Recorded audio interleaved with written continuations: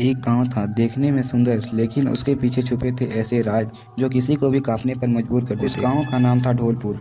वहां के लोग कहते थे कि आधी रात को अगर तुम्हें ढोलक की आवाज़ सुनाई दे तो समझ लेना कि टुंगटुंग आ गया है। टुंगटुंग कोई आम इंसान नहीं था। उसके चेहरे पर अजीब सी मुस्कान, आंखें बड़ी बड़ी जिन्हें देखकर कोई भी डर जाए, और हाथ में पुरानी एक ढोलक। रात के 2 बजे वह गांव की गलियों में घूमता और ढोलक बजाता।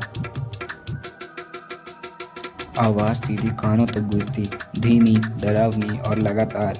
गांव के लोग ढोल की आवाज़ सुनकर कांप उठते थे, क्योंकि जिस घर के सामने वह रुककर ढोलक बजाता, उस घर के लोग अगले दिन कोई बीमार पड़ जाता या कोई मर जाता। फिर एक रात गांव का लड़का रघु सो रहा था, तभी ढोलक बजने लगी। ढोलक की आवाज़ से रघु उठकर गुस्से में उसके पास गया।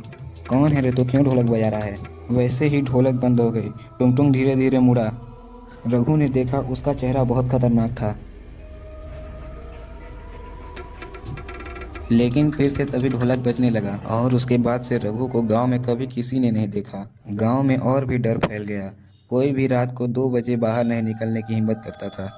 लोग दरवाजे खिड़कियां बंद करके सोने लगे, क्योंकि ढोलक की आवाज़ इतनी डरावनी थी कि पूरा शरीर कांप उठता था।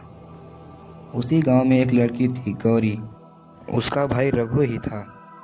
उसने कसम खाई थी कि मैं पता लगाकर ही रहूंगी कि मेरे भाई को टुंगटुंग कहाँ लेकर गया है। सुबह गौरी एक बुजुर्ग के पास गई।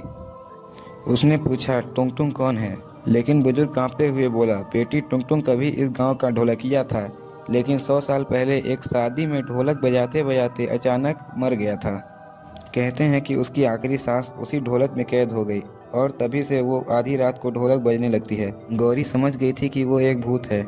उसने तय किया कि वह उसी जगह जाएगी जहां वो शादी हुई थी।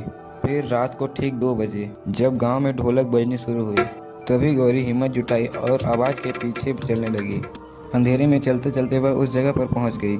उसने देखा कि टुंगटुंग नाचते हुए बहुत जोर जोर से ढोलक बजा रहा था। गौरी ने कांपते हुए पूछा कि मेरा भाई कहाँ है?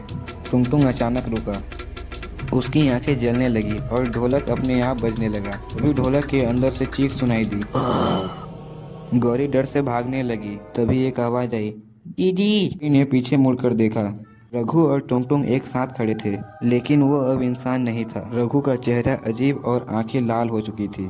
रघु ने धीरे से कहा, दीदी, अब मैं भी टुंगटुंग का हिस्सा हूँ और अगला नंबर तुम्हारा है। तो दोस्तों, अगर आपको जानना है कि क्या टुंगटुंग सच में अचानक से मरा या उसके मरने के पीछे कोई राज छुपा है, अगर जानना है तो वीडियो को लाइक करके सब्सक्राइब करो और कमेंट में लिखो पार्ट 2 चाहिए।